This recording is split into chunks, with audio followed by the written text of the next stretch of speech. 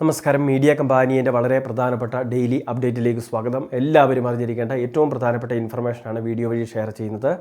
ഏറ്റവും ആദ്യത്തെ പ്രധാന അറിയിപ്പ് ജൂലൈ മാസത്തെ ക്ഷേമ പെൻഷൻ്റെ വിതരണവുമായി ബന്ധപ്പെട്ട് നിലവിൽ സംസ്ഥാനത്ത് മസ്റ്ററിംഗ് ഉൾപ്പെടെയുള്ള കാര്യങ്ങൾ ആരംഭിക്കുകയാണ്. ഇതുകൂടാതെ തന്നെ എല്ലാ മാസങ്ങളിലും സാധാരണഗതിയിൽ വിതരണം ചെയ്യുന്നത് പോലെ തന്നെ ക്ഷേമ പെൻഷൻ ആനുകൂല്യങ്ങളും ലഭിക്കുന്നതായിരിക്കും. അടുത്തയാഴ്ചയോടെ വിതരണ നടപടികൾക്ക് തുടക്കം കുറിക്കും. നിലവിൽ 2000 രൂപ തന്നെയാണ്. തുകയിൽ മാറ്റമില്ല. 3000 രൂപ ആക്കുമെന്ന് സർക്കാർ പറഞ്ഞിട്ടുണ്ട്. പക്ഷേ അതിന് താമസമുണ്ട് എന്നൊരു കാര്യം പ്രത്യേകം സർക്കാർ അറിയിക്കുകയും ചെയ്തിട്ടുണ്ട്. അതീവ പ്രാധാന്യത്തോടെ കാണുന്ന ഒരു വിഷയം തന്നെയാണത്. പക്ഷേ അത് പ്രാബല്യത്തിൽ വരുത്തണമെങ്കിൽ സാമ്പത്തിക സ്ഥിതി ഉൾപ്പെടെയുള്ള കാര്യങ്ങൾ പരിഗണിക്കേണ്ടതുണ്ട്. എങ്കിലും ഇത് വളരെ വൈകാതെ തന്നെ നടപ്പിലാക്കുമെന്ന് സർക്കാർ ഒരു ഉറപ്പും നൽകിയിട്ടുണ്ട്. പക്ഷേ പെൻഷനൊക്കെ ലഭിക്കണമെങ്കിൽ നമ്മൾ ഈ ചെയ്യേണ്ട കാര്യങ്ങൾ, അതായത് ബയോമെട്രിക് മസ്റ്ററിങ്, അക്ഷയ കേന്ദ്രങ്ങളിൽ ആധാറുമായി എത്തിച്ചേർന്ന് വേണം ഇത് ചെയ്യാൻ. അപ്പോൾ ആ കാര്യങ്ങളൊക്കെ ചെയ്യുന്ന കാര്യം പ്രത്യേകം ശ്രദ്ധിക്കുക. സെപ്റ്റംബർ മാസം 30-ാം തീയതി വരെയൊക്കെ സമയമുണ്ട്.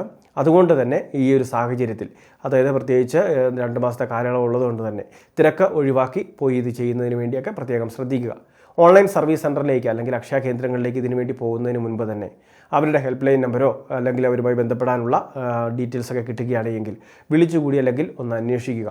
കാരണം മറ്റൊന്നുമല്ല, ഈ അക്ഷയ കേന്ദ്രങ്ങളിൽ ഇതിനുവേണ്ടി തന്നെ പ്രത്യേകം സജ്ജീകരിക്കുന്നുണ്ടെങ്കിൽ പോലും തിരക്ക് കൂടുതലാണ് എങ്കിൽ, അതുമാത്രമല്ല ചിലരുടെ ബയോമെട്രിക് വിജയകരമാകാൻ അല്പം കൂടി താമസമൊക്കെ ഉണ്ടാകും. അപ്പോൾ അങ്ങനെയൊക്കെയുള്ള പല ബുദ്ധിമുട്ടുകളുണ്ടാകും. അതുകൊണ്ട് തന്നെ പ്രായമായവരൊക്കെ ഒരുപാട് വരിയിൽ ക്യൂ നിൽക്കുകയൊക്കെ വലിയ ബുദ്ധിമുട്ടേറിയ കാര്യമാണ്. അതുകൊണ്ടൊക്കെ തന്നെയാണ് കൃത്യമായിട്ട് വിളിച്ചന്വേഷിക്കുക, തിരക്കില്ലാത്ത സമയത്ത് പോയി ചെയ്യുക. ഇനി അത് മാത്രമല്ല, രണ്ടാമതായിട്ട് മറ്റൊരു ഓപ്ഷൻ ഉള്ളത് വൈകല്യമുള്ള വ്യക്തികളുടെയൊക്കെ വീടുകളിലേക്ക് കൂടി സംവിധാനമുണ്ട്. ഹോം മസ്റ്ററിംഗ് എന്ന് പറയുന്ന ഒരു പ്രത്യേക രീതി. നമ്മളുടെ ഡീറ്റെയിൽസ് വാർഡ് മെമ്പറുടെ പക്കൽ അല്ലെങ്കിൽ അക്ഷയ കേന്ദ്രത്തിൽ മേൽവിലാസം ഉൾപ്പെടെയുള്ള കാര്യങ്ങൾ കൊടുക്കുക. ആദ്യഘട്ടത്തിൽ നേരിട്ടുള്ള മസ്റ്ററിംഗ് പൂർത്തിയായ ശേഷം ഹോം മസ്റ്ററിംഗ് നടത്തുന്നതാണ്. ആ സമയത്ത് അക്ഷയ കേന്ദ്രത്തിൽ നിന്നും പ്രതിനിധി നമ്മുടെ വീടുകളിലെത്തി മസ്റ്ററിംഗ് ചെയ്യും. മസ്റ്ററിംഗ് ചെയ്യുന്നതിന് 30 രൂപയോളമാണ് നിലവിൽ ചാർജ് ഈടാക്കുന്നത്. എന്നാൽ ഹോം മസ്റ്ററിംഗ് ഒക്കെ വരുമ്പോൾ 50 രൂപയോളം ചാർജ് വരുന്നതായിരിക്കും. രണ്ടാമത്തെ മറ്റൊരു പ്രധാനപ്പെട്ട അറിയിപ്പ്, ഗ്യാസ് സിലിണ്ടർ ഉള്ളവരെല്ലാം തന്നെ ശ്രദ്ധിക്കുക. ഗ്യാസ് സിലിണ്ടറിൻ്റെ നിലവിലുള്ള എന്തെങ്കിലുമൊക്കെ പ്രശ്നങ്ങളുണ്ടെങ്കിൽ അതൊക്കെ കണ്ടെത്തുന്നതിന് വേണ്ടി ഗ്യാസ് സിലിണ്ടറുമായി ബന്ധപ്പെട്ട റെഗുലേറ്റർ, അതോടൊപ്പം തന്നെ പൈപ്പ് തുടങ്ങിയ കാര്യങ്ങളെല്ലാം ഇൻസ്പെക്ട് ചെയ്യുന്നതിന് വേണ്ടി പ്രത്യേക പരിശോധനകൾ ഇപ്പോൾ വിവിധ മേഖലകളിൽ നടക്കുന്നുണ്ട്. ചില മേഖലകളിൽ അത് പൂർത്തിയായി കാണും. 5 വർഷത്തിലൊരിക്കൽ നിർബന്ധിത പരിശോധന ഉള്ളതാണ്. അപ്പോൾ ഈ രീതിയിൽ നമ്മളുടെ വീട്ടിലേക്ക് ഏജൻസിയിൽ നിന്ന് നിയോഗിക്കപ്പെട്ട ടെക്നീഷ്യന്മാർ എത്തിച്ചേരുമ്പോൾ അവരുമായിട്ട് സഹകരിക്കുക. അവർ നൽകുന്ന പരിശോധന റിപ്പോർട്ട് ഉൾപ്പെടെയുള്ള കാര്യങ്ങൾ, രസീത് ഉൾപ്പെടെയുള്ള കാര്യങ്ങൾ കൈപ്പറ്റുക.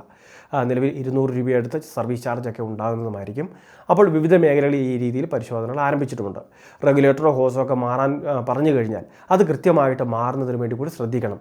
സുരക്ഷാ പ്രശ്നങ്ങളുടെ കാരണം അത് കൃത്യമായിട്ട് അതിൽ രേഖപ്പെടുത്തിയിട്ടുണ്ടെങ്കിലൊക്കെ പിന്നീട് എന്തെങ്കിലും ഇതുമായി ബന്ധപ്പെട്ട അപകടങ്ങൾ ഉണ്ടായെങ്കിൽ പോലും നമുക്ക് ഇൻഷുറൻസ് ഉൾപ്പെടെയുള്ള കാര്യങ്ങൾ അത് നഷ്ടമാകുന്നതിന് സാധ്യതയുണ്ട്.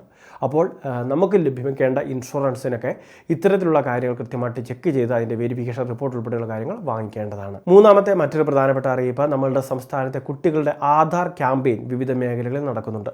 അതായത് ചെറിയ പ്രായത്തിൽ നമ്മൾ എടുക്കുന്ന ആധാർ കാർഡുകളായിരിക്കും ഒരുപക്ഷെ പിന്നീട് വിദ്യാർത്ഥിയായിരിക്കുന്ന സമയത്തൊക്കെ ഒരുപാട് മാറ്റങ്ങൾ വരുന്ന സമയം കൂടിയാണ്. ശാരീരികഘടന ഉൾപ്പെടെ മാറുന്ന സമയം.